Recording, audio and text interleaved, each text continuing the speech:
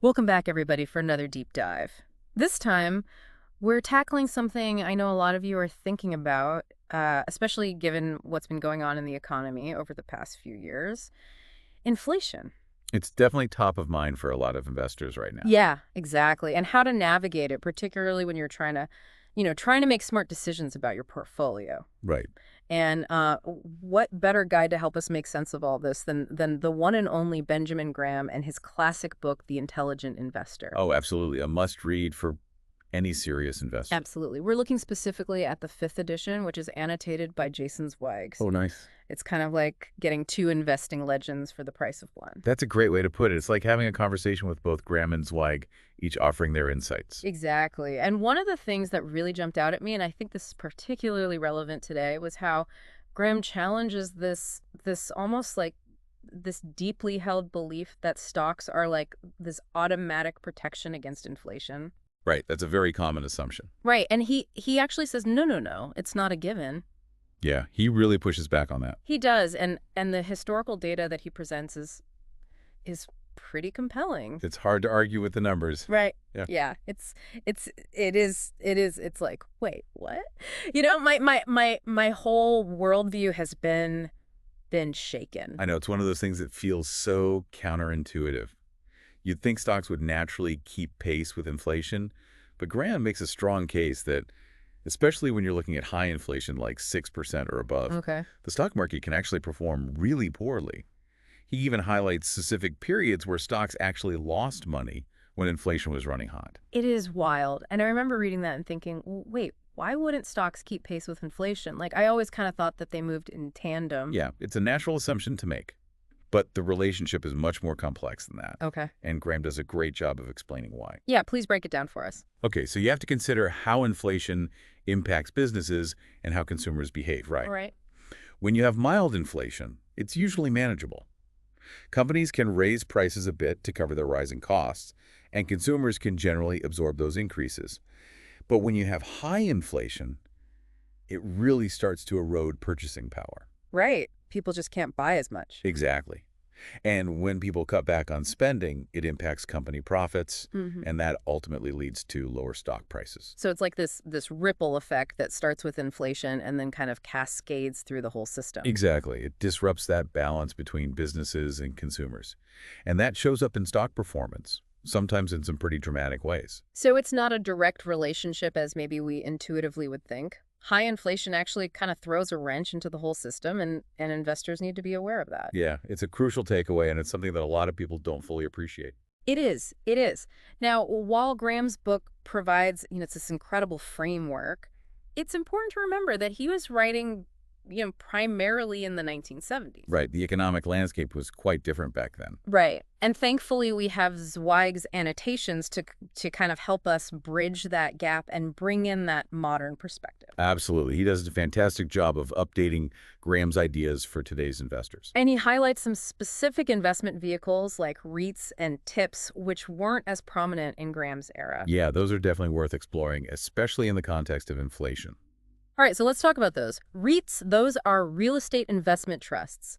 Essentially what they do is they own income-producing real estate. Right, so think about things like apartment buildings, shopping malls, office spaces, that kind of thing. Right, the things that people need. Exactly, essential properties that generate income. And as inflation pushes those property values up, REITs can offer some protection because their underlying assets are appreciating, right?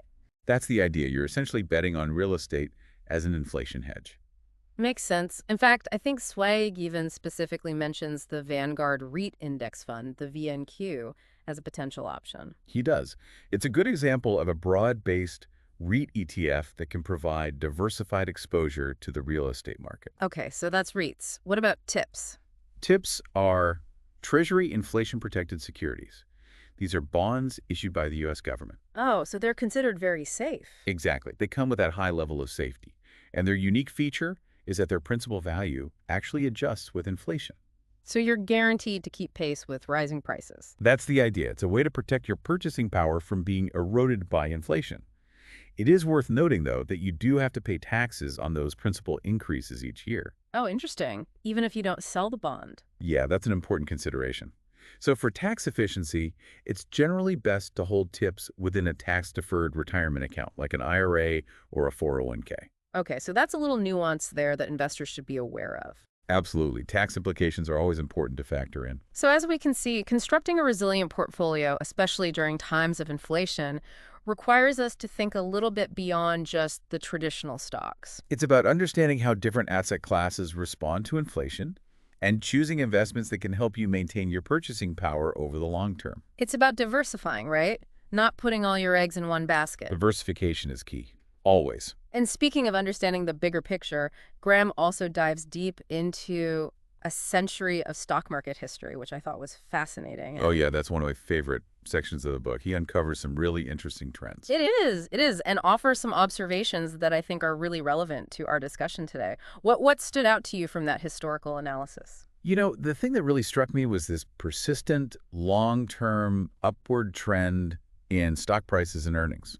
I mean, aside from 2 decades, the 1891 to 1900, 1931 to 1940, the 20th century saw pretty consistent growth.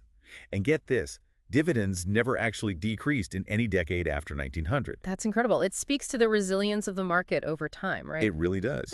But, and this is a big but, Graham emphasizes that past performance, while it's insightful, it doesn't guarantee future returns. Right, right. We can't just assume this upward trajectory will continue forever. Exactly. And he also points out that the rates of return have varied greatly over time. So we can't simply extrapolate based on historical data and say, well, the market's always gone up, so it'll continue to go up. So past performance is more of a guide than a rule. I think that's a great way to put it.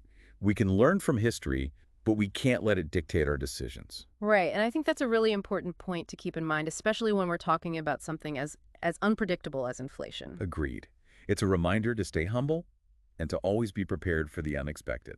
And another fascinating observation that Graham makes is this shift in the price-to-earnings ratio after World War II. Oh yeah, that's a significant change that reflects a lot about investor psychology. It really does. It changed dramatically after the war, reflecting, shifts in investor sentiment and how much they were willing to pay for company earnings. Yeah, it highlights the influence of market psychology on valuations.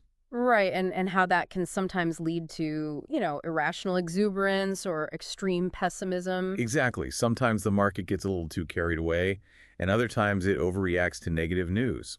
It's a reminder that emotions play a big role in driving those market fluctuations. And those swings can impact even the most, stable, well-performing companies. Absolutely. No company is immune to the whims of the market. Right, and it's interesting because Graham, writing in the early 1970s, kind of noticed this heedlessness in the market where investors seem to have almost forgotten about the recent negative experiences. That's a great point. It's like they had this short-term memory when it came to market downturns. Yeah, it's this tendency to think, this time it's different, right? That's a dangerous trap to fall into. And Zweig, I love how he picks up on this theme in his commentary.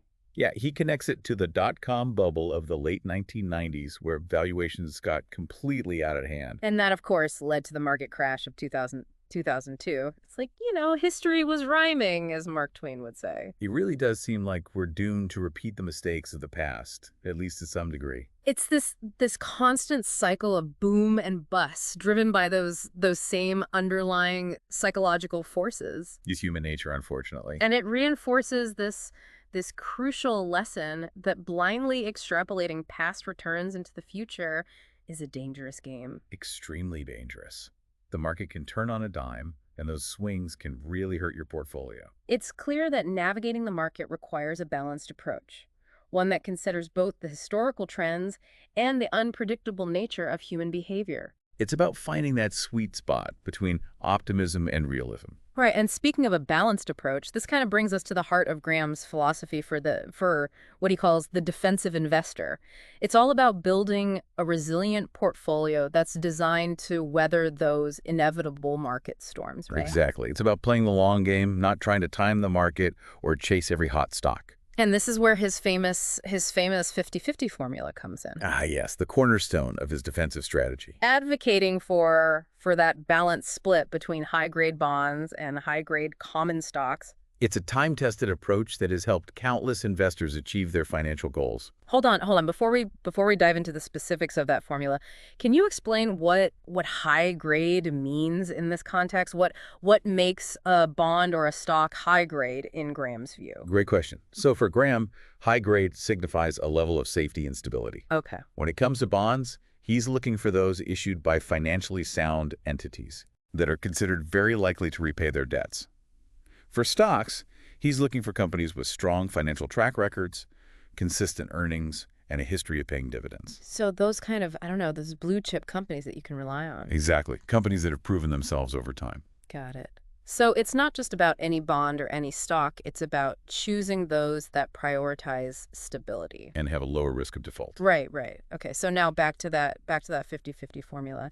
The beauty of it seems to me, is its simplicity. It is remarkably simple. You start with an equal allocation to high-grade bonds and high-grade stocks, and to maintain this balance, you just adjust based on the market movements. Exactly. So if your stock portion grows to, let's say, 55%, you sell a bit and buy more bonds to rebalance. If it dips to 45%, you do the opposite. So it's like this built-in rebalancing system that helps you take advantage of market fluctuations while maintaining that core principle of balance. It's a way to stay disciplined and avoid making emotional decisions. It almost sounds too simple. Does it actually work? Well, it's certainly not a get-rich-quick scheme, Right. but it is a powerful tool for mitigating risk and promoting long-term growth. Remember, we're talking about a defensive strategy here, one that's designed to withstand market turmoil and protect your capital. And it's an approach that's proven its effectiveness over decades. It stood the test of time, which is a testament to its soundness. This is fascinating. But what about choosing those high-grade stocks? I know Graham has specific criteria for selecting companies. It feels like there's like a whole other deep dive waiting to happen there. Oh, absolutely. There's a lot to unpack when it comes to Graham's approach to stock selection, and that's where we'll pick up in the next part of our conversation. Okay, I can't wait. We'll delve into his 4 pillars of stock selection. Yeah. What he looks for in a company, how to evaluate its financial health, and how to apply his principles in today's market. This has been incredibly insightful so far. We've debunked some myths about stocks and inflation, explored some alternative investment vehicles, and laid the foundation for Graham's defensive approach. I'm already eager to hear more about those stock selection criteria in our next installment. Me too. It's a fascinating topic, and I think our listeners will find it incredibly valuable. Well, I'm excited to dive back in. Thanks for joining us for this part of our deep dive, and we'll see you next time. See you then. Welcome back to our deep dive into inflation and investing. Last time we were talking about Benjamin Graham's The Intelligent Investor. That's classic. It really is. It really is. And we talked about how to approach inflation, and we debunked some myths about, stocks always being a hedge against inflation. Right, not always so simple. Not so simple. And we even explored some alternatives like REITs and tips. Good stuff. Yeah, good stuff. Good stuff. And we laid the foundation, I think, for Graham's approach to investing, especially for the defensive investor. Right, that idea of building a balanced portfolio to weather those market storms. Exactly. And that balanced portfolio is built on this foundation of high-grade bonds and stocks. Right, that's the core.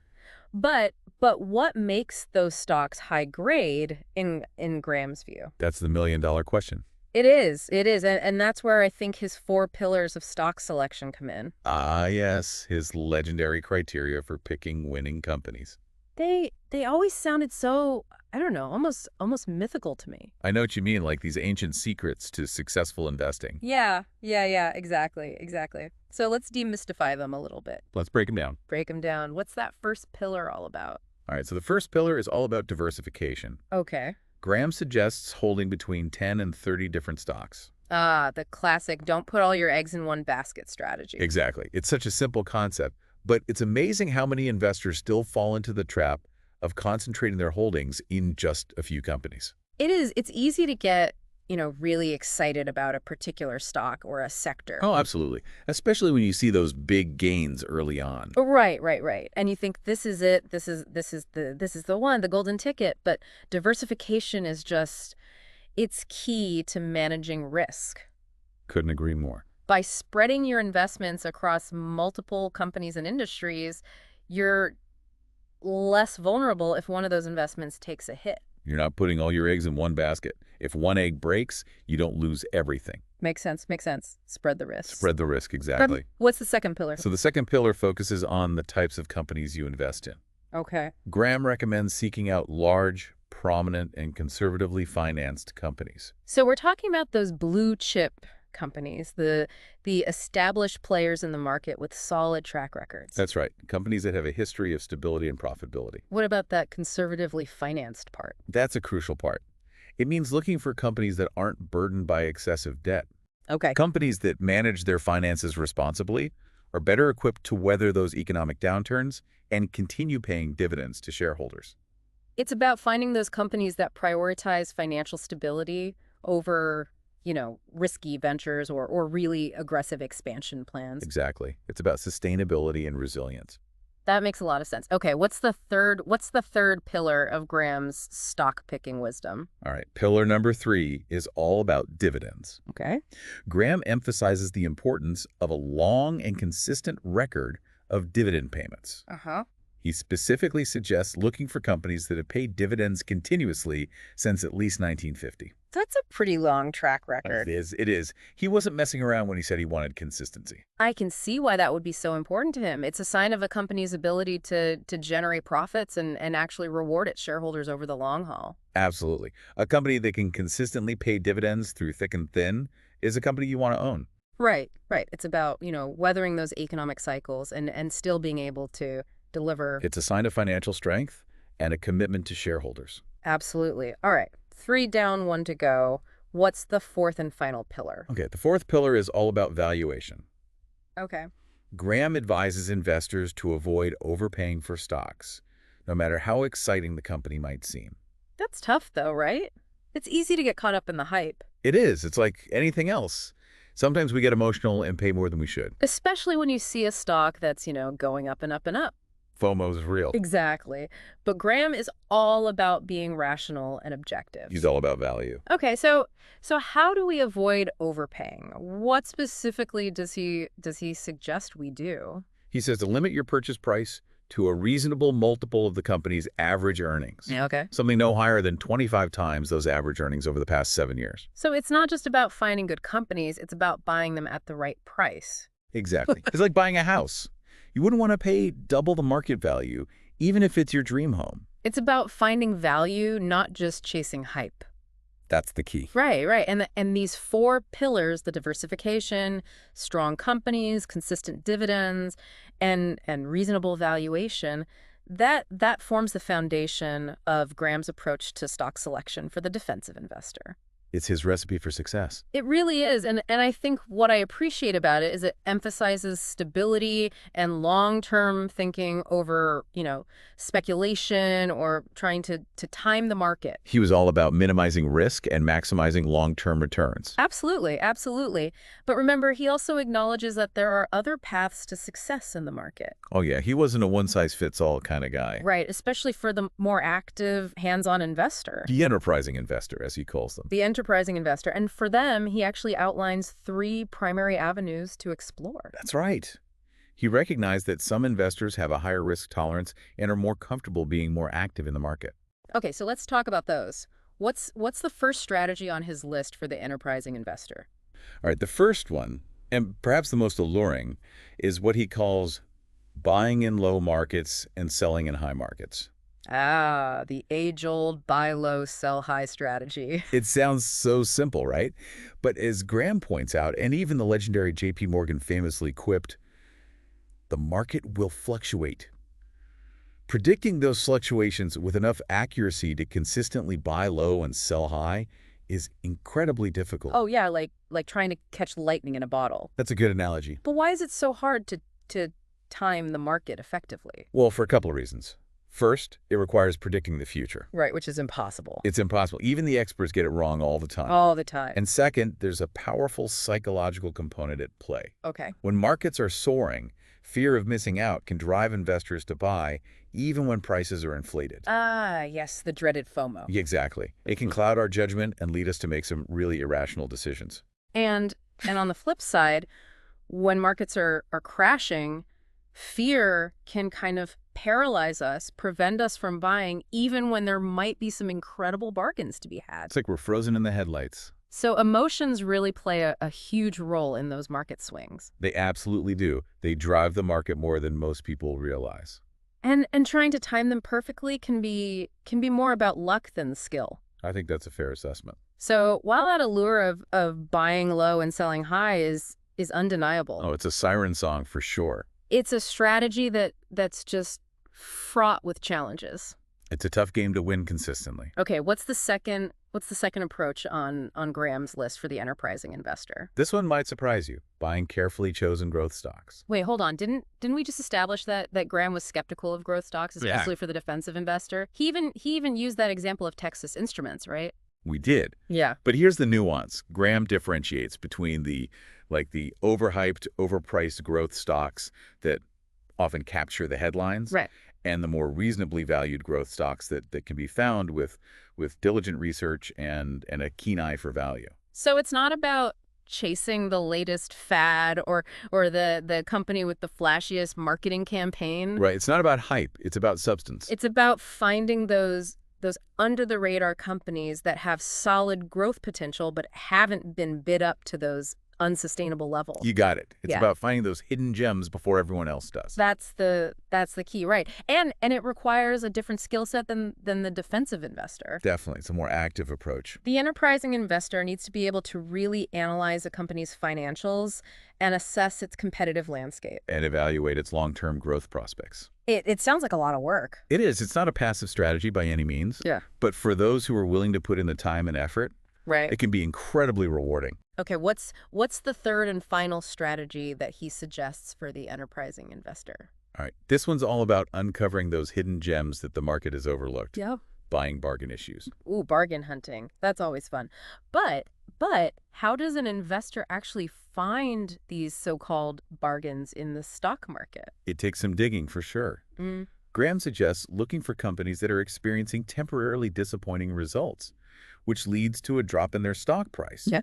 The key is to determine whether those challenges are truly temporary or signs of deeper problems. It's about separating those fleeting setbacks from the fundamental flaws that could really signal some long-term trouble. You got it. It's about distinguishing between a temporary dip and a death spiral.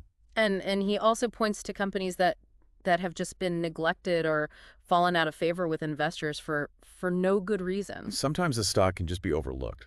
Especially if they're not in a really trendy industry or grabbing all the headlines. That's right. Yeah. There are hidden gems out there just waiting to be discovered.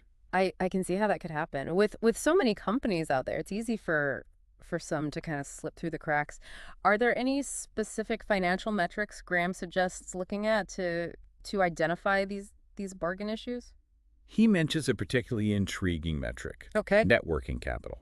He suggests seeking out companies whose stock price is actually lower than their net working capital. Wow. So you're essentially buying the company for less than the sum of its parts. That's the idea. It's like getting the business for free and getting paid to take it. It's like free money, right? Does that strategy still work in today's market? It's definitely rarer than it was in Graham's time. Okay. But those opportunities still exist. You often have to look at smaller, less followed companies and really dig deep into their financial statements to uncover those hidden gems. It sounds like it takes a certain type of investor to succeed with that strategy, someone who's patient, detail-oriented, and not afraid to go against the crowd. It's definitely not for everyone. You need a certain mindset and temperament. Right. These enterprising strategies, while they're potentially very rewarding, They have the potential for higher returns. they also require a lot of time and temperament and a willingness to embrace a higher level of risk than that defensive approach. That's right. It's a trade-off. It is. It's important for investors to know themselves. That's so important. Their strengths, their risk tolerance before diving into these more active strategies. Couldn't agree more. It's crucial to understand your own investment personality and goals. Absolutely. And speaking of knowing yourself, one of the things that I really appreciate about The Intelligent Investor is this focus on the psychological factors that can impact our investment decisions. I mean, Graham dedicates an entire chapter to this topic. It's one of the most insightful parts of the book, in my opinion. And he acknowledges that our own minds can can be our greatest asset or our worst enemy when it comes to investing.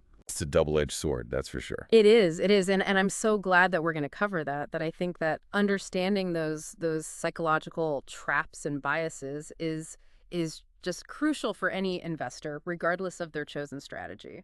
It's the foundation of successful investing, really. It really is. It really is, and that's where we'll pick up in our next and final installment. Can't wait. We'll delve into how to manage those emotional pitfalls, how to approach risk rationally. And how to stay grounded in the face of all that market turmoil.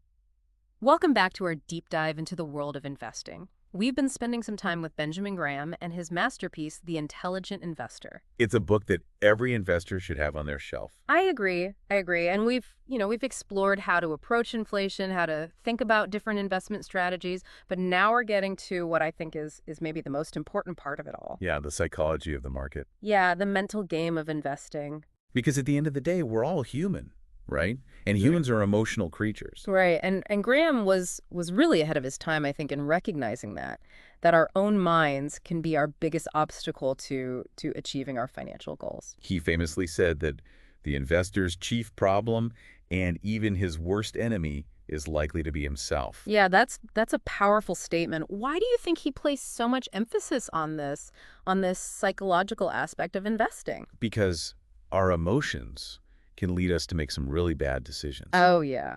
I mean, think about it. How often have you made a rash investment decision based on fear or greed only to regret it later? Oh, more times than I care to admit. Or gotten swept up in the excitement of a hot stock tip, ignoring those warning signs in the back of your mind. Yeah, it's like there's this inner saboteur who just loves to press the self-destruct button. That's a great way to put it. Right when things are going well, or Sure. even worse when they're already going badly. Yeah. Our emotions can really get us into trouble when it comes to investing. So how do we avoid those pitfalls? How do we avoid, falling prey to our own, inner saboteur? Well, Graham had some really insightful strategies for managing our emotions. One of his most powerful tools is the concept of margin of safety. Oh, margin of safety, yeah. He advises us to only buy stocks when their price is significantly lower than our estimate of their intrinsic value. Okay, so it's like building a buffer into our investments. Exactly. It's like having a cushion to absorb those unexpected bumps in the road. So even if we're wrong about a company's, future prospects, we're less likely to suffer a major loss. You got that margin for error. So margin of safety is like our financial seatbelt. I like that analogy. What are some other techniques that Graham suggests for managing those emotional pitfalls? Well, he really emphasizes the importance of patience and long-term thinking. Okay. Remember, he advocated for that defensive, low-maintenance approach. Right, not constantly tinkering with your portfolio. Exactly. It's like planting a tree. You can't keep digging it up to see if the roots are growing. You have to trust the process and give it time to flourish. Yeah, let it grow. Exactly. And when it comes to those inevitable market downturns, which, let's face it, they can be incredibly scary. Yeah, gut-wrenching. Graham reminds us that there are actually opportunities to buy stocks at bargain prices. Oh, okay. So we should actually be excited when the market goes down.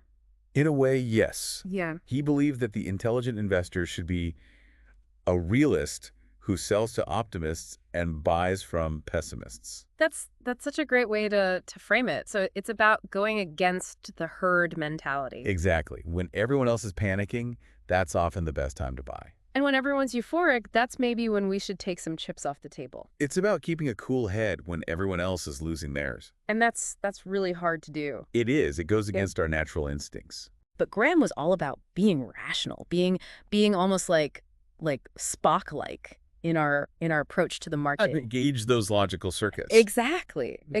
And I love that. And it speaks to his belief in the importance of knowledge and education. Oh, absolutely. He was a huge proponent of educating yourself about investing. He saw those as the antidotes to emotional decision-making. Knowledge is power, especially when it comes to managing our own behavior. It's about empowering ourselves to make informed decisions based on logic and reason rather than just being swayed by, those whims of Mr. Market or our own, impulsive emotions. It's about taking control of your financial destiny. And I love this quote from Graham. To achieve satisfactory investment results is easier than most people realize. To achieve superior results is harder than it looks. That's a great one. It perfectly captures the essence of his philosophy. Investing doesn't have to be complicated. It can be simple, but it does require discipline and patience. Right, right. By focusing on those fundamentals, understanding our own biases and taking that long-term approach, we can all strive to become more intelligent investors. And that's what it's all about, isn't it? Making smart decisions that help us achieve our financial goals. Exactly. Exactly. Well, thank you so much for joining us on this deep dive. It's been a pleasure. We encourage you to continue exploring Graham's ideas and applying them to your own investment journey. And remember, the path to financial success begins with knowledge and self-awareness. It really does. It Yeah. really does. So thank you for tuning in, and we'll see you next time on our next deep dive.